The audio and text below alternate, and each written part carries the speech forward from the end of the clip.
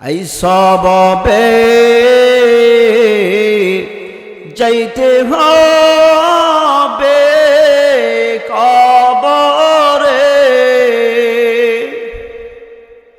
এই সববে যাইতে হবে কবরে, হিসাব নিকাশ দিতে হবে হাসরে। দেওয়া লাগবে নি। এই দুনিয়া মুসাফির খানা জানো না, এই দুনিয়া মুসাফির খানা জানো না, কত মানুষ আইলো গেল কেউ রইল না। আসেনি বাবা, আসেনি দাদা দাদি, দাদাও গেছে, দাদিও গেছে, মাও গেছে, বাবাও গেছে, একদিন আমাদের যাইতে হবে কি হবে না? এই দুনিয়াটা থাকার জায়গা নয়, ইচ্ছা করলেও এই দুনিয়াতে থাকা সম্ভব। মৃত্যুর স্বাদ একদিন না একদিন গ্রহণ করতেই হবে, ঠিক কিনা? তবে ভাইয়েরা আমার, বন্ধুরা আমার, এই মৃত্যুটা কারোর জন্য রহমত, কারোর জন্য গজব, ঠিক কিনা? জোরে কোন?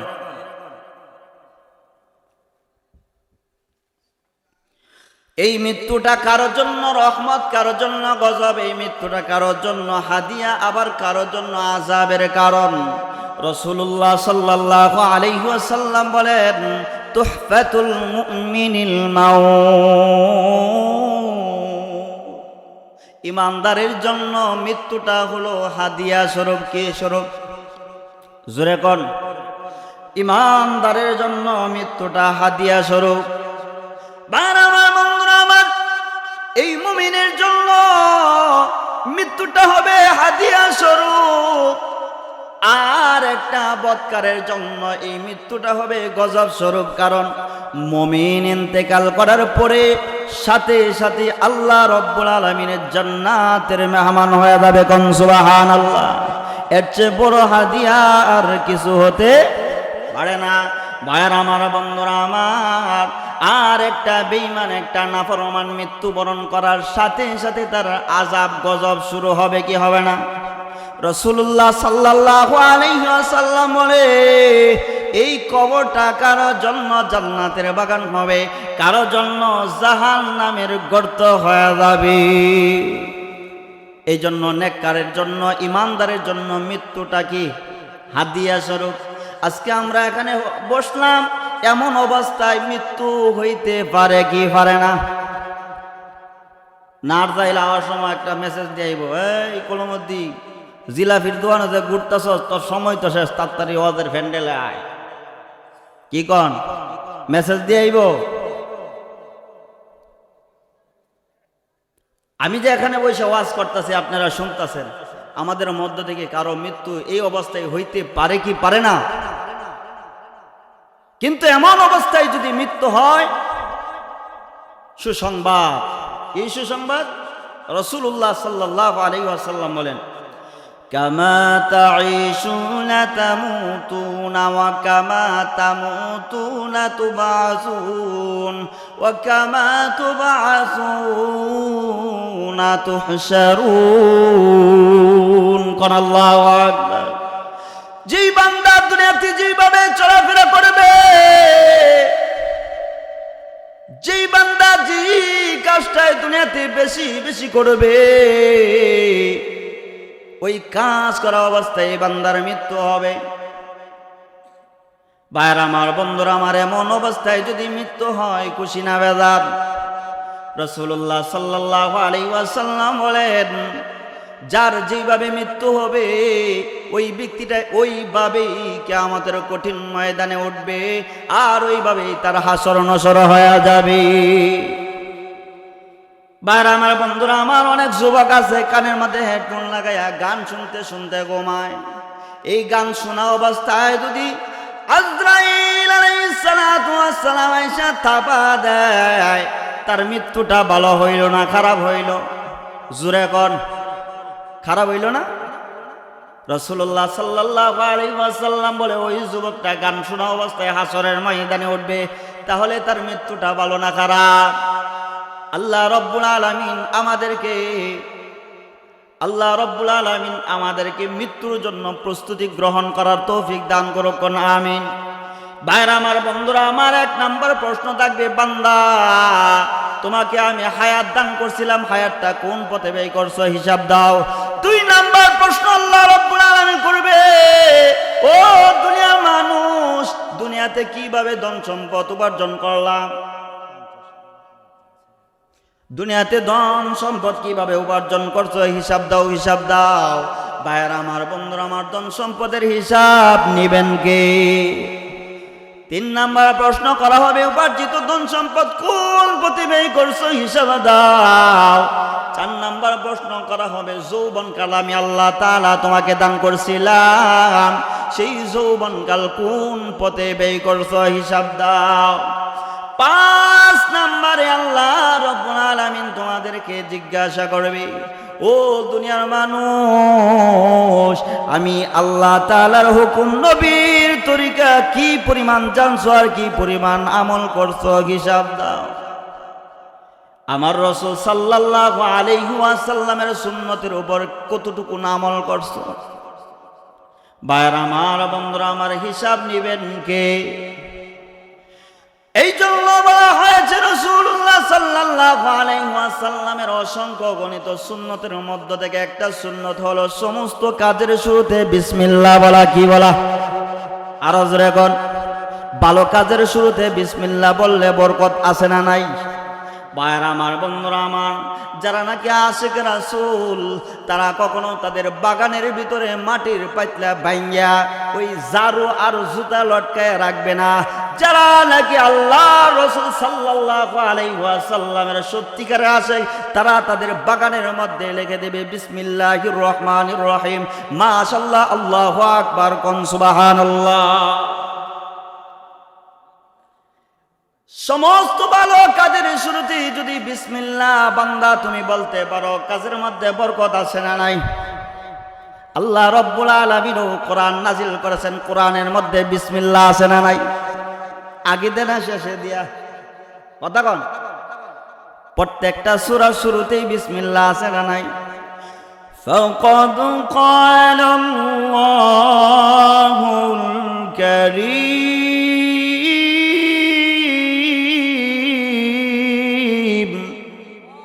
ফি আউয়ালিল কুরআনিল আযীম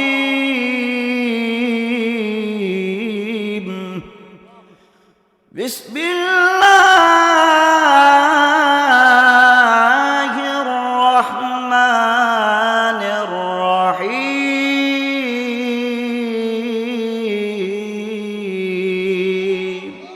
আল্লাহ রব্বুল আলামিন কোরআনের শুরুতে দিয়ে দিয়েছেন বিসমিল্লাহির রহমানির রহিম।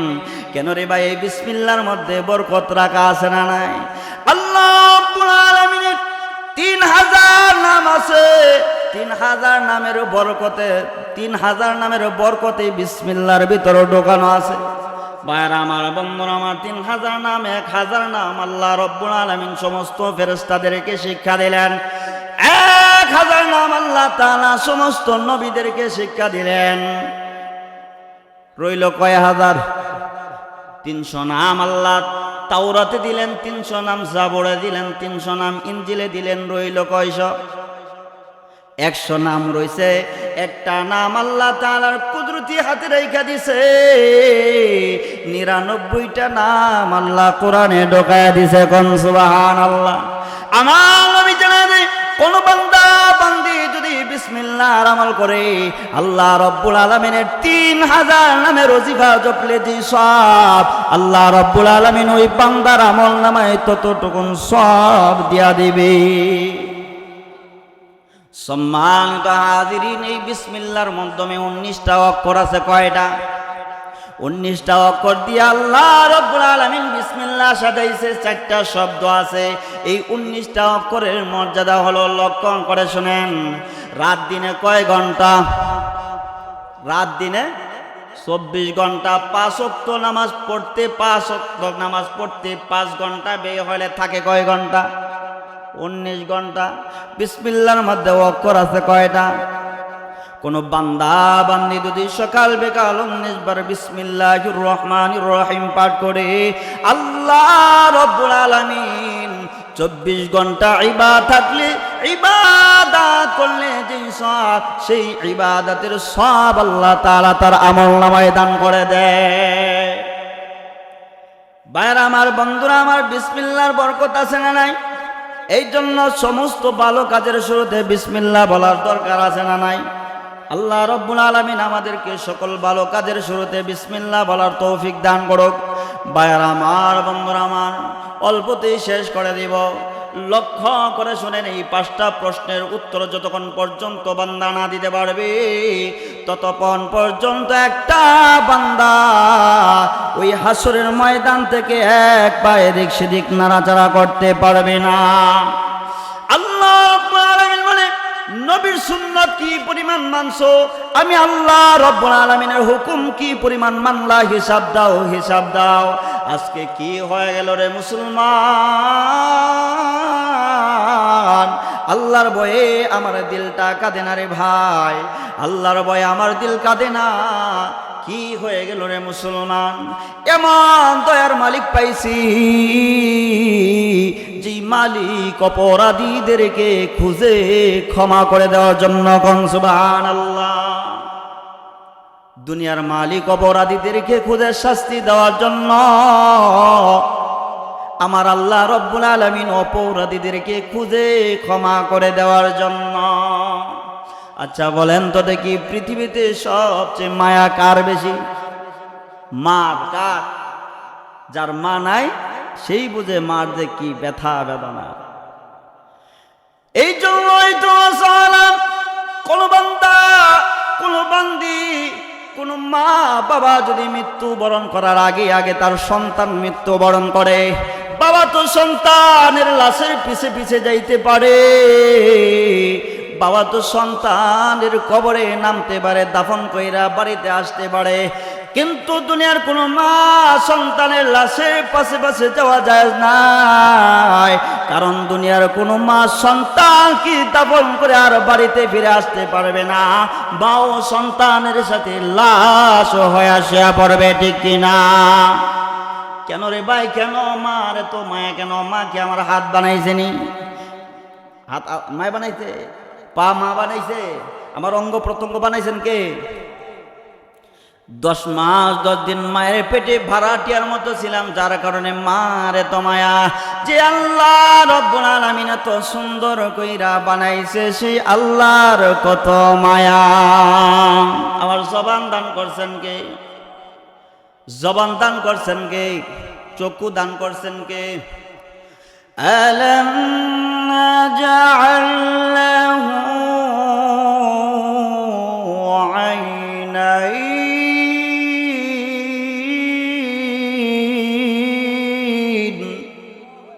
আল্লাহ রাব্বুল আলামিন বলে, ও বান্দা, আমি কি তোমার 2টা চক্ষু দান করি নাই?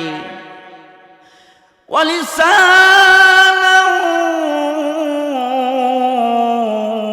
ওয়া শাফাতাইন।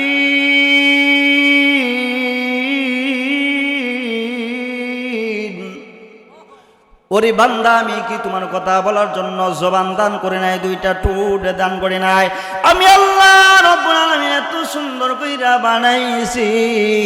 ওরে বান্দা, তোকে কোন জিনিসটা রব্বে কারিম থেকে দুখায় ফেলে দিল? কোন জিনিসটা রব্বে কারিম থেকে দুখায় ফেলে দিল? আয় আয় আয় আমার কাছে মাফসা, আমি আল্লাহ রাব্বুল আলামিন তোর জীবনের সমস্ত গুনাহ খাতা মাফ করে দিব।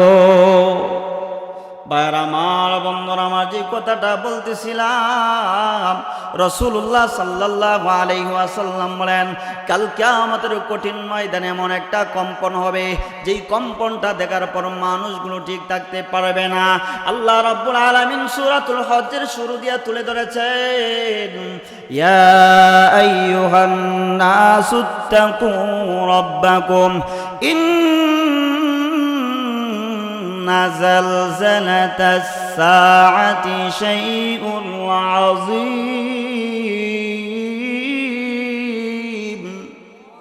আল্লাহ রাব্বুল আলামিন বলে, ও দুনিয়ার মানুষেরা, তোমরা তোমাদের প্রতিপালককে ভয় করো। ইন্না জালজালাতাস সাআতি শাইউন আযীম, কারণ কাল কিয়ামতের কম্পনটা বড় ভয়ঙ্কর হবে, এমন ভয়ঙ্কর হবে কিয়ামতের কম্পনটা দেখার পর মানুষগুলোর কি অবস্থা হবে।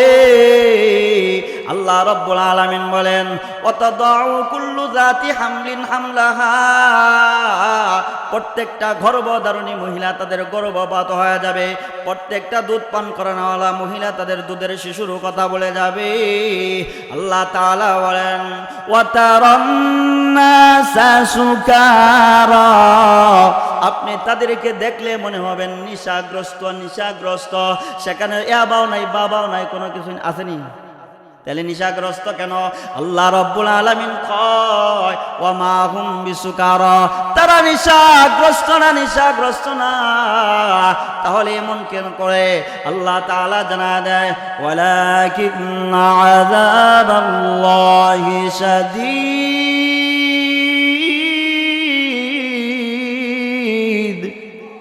আমি আল্লাহ রাব্বুল আলামিনের আযাব বড় ভয়ঙ্কর। আমি আল্লাহ তাআলার আযাবটা দেখার পর মানুষগুলো পাগল পারা হয়ে যাবে, ইয়া নাফসি ইয়া নাফসি ইয়া নাফসি করতে থাকবে। আল্লাহ রাব্বুল আলামিনের পক্ষ থেকে আমলনামার খাতাগুলো উড়াইয়া দেওয়া হবে। যারা নেককার তাদের আমলনামার খাতাগুলো ডান হাতে গিয়া পড়বে, আর যারা বদকার তাদের আমলনামাগুলো বাম হাতে গিয়া পড়বে। আল্লাহ রাব্বুল আলামিন বলবে, পড় তোরা আমলনামা। আমলনামা পড়বে আর দেখবে, আর বলবে কি বলে ডাক দিবে। আল্লাহ তাআলা জানা দেয়,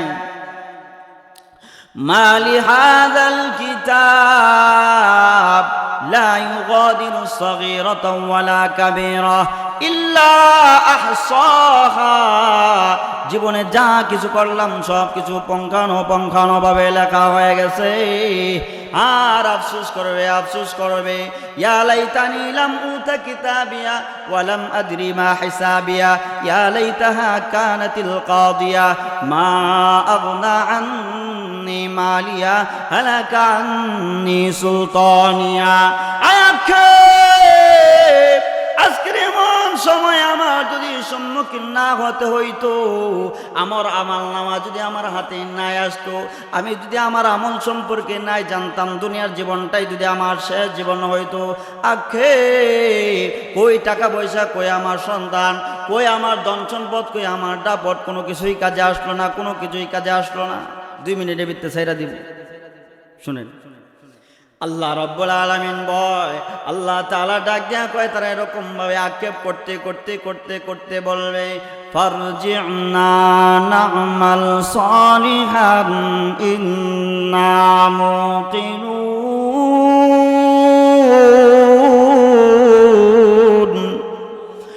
ওগো রব্বুল আলামিন, একটা বারের জন্য দুনিয়ায় পাঠায়া দাও, এবার পাক্কা সচ্চা ইমানদার মুত্তাকি হয়ে তোমার ডাকে সাড়া দিব। আল্লাহ রব্বুল আলামিন ডাক দিয়া জানায়া দেবে, কদ সাবাকা ইন্নাহুম লা ইয়ারজিউন। এই কথা তোমাদের অজানা নয়, অজানা নয়, দুনিয়ার আলেমরা তোমাদেরকে জানায়া দিছে, একবার মৃত্যুবরণ করবা তো করবা, দ্বিতীয়বার আর কাউকে দুনিয়ায় পাঠানো হবে। আল্লাহ রাব্বুল আলামিন ডাক দেয়া কয়, ওয়ামতাজুল ইয়াউমা আইয়ুহাল মুজরিমুন। দুনিয়াতে নেককার বান্দাদের ফাঁকে ফাঁকে তোরা বসে আছিলি, দুনিয়াতে আমি আল্লাহ রাব্বুল আলামিন নেককারদেরকে খাওয়াইছি, তোদেরকেও খাওয়াইছি। তোরা নাফরমানি করছস, তোদেরকেও দুনিয়াতে চলার সুযোগ আমি আল্লাহ তাআলা দিছি। আজকে আলাদা হয়ে যা, যারা নেককার তারা ডান দিকে চলে যা, আর যারা বদকার তারা বাম দিকে চলে যা। ওই গুনাহগারেরা ডান দিকেও যাইতে চাইবে। ফেরেশতা সাইজ কইরালাম, কি কয় কাজ কইরালাম ভাই, আমি তো অপরাধ করছি। অপরাধ করছস না না করছস, তোর চেহারাই কি করছ। যারা নাকি এই যে ঠান্ডা পানি দিয়ে ওযু বানাইয়া নামাজ পড়ে, কিয়ামতের কঠিন ময়দানে তাদের প্রত্যেকটা ওযুর অঙ্গ প্রত্যঙ্গগুলো নূরের আলোয় ঝলমল করবে। কোন সুবহানাল্লাহ। ওই সমস্ত বান্দাদেরকে আল্লাহ রব্বুল আলামিন জান্নাত দিবেন। এই জন্য আল্লাহ তাআলার হুকুম মানার দরকার আছে না নাই? আল্লাহ রব্বুল আলামিনের হুকুম আল্লাহ তাআলা যেন আমাদেরকে যথাযথভাবে মানার তৌফিক দান করেন এবং আখিরাতের চিন্তা ধ্যান ধারণা নিয়ে যদি আমরা চলতে পারি, আল্লাহ রব্বুল আলামিন কাল কিয়ামতের কঠিন ময়দানে আমাদেরকে জান্নাতের অধিবাসী বানিয়ে দিবে। আল্লাহ রব্বুল আলামিন আমাদেরকে সহি কথার উপর আমল করার তৌফিক দান করুন। ওয়া মা আলাইনা ইল্লাল বালাগ। আসসালামু আলাইকুম ওয়া রাহমাতুল্লাহি ওয়া বারাকাতুহু।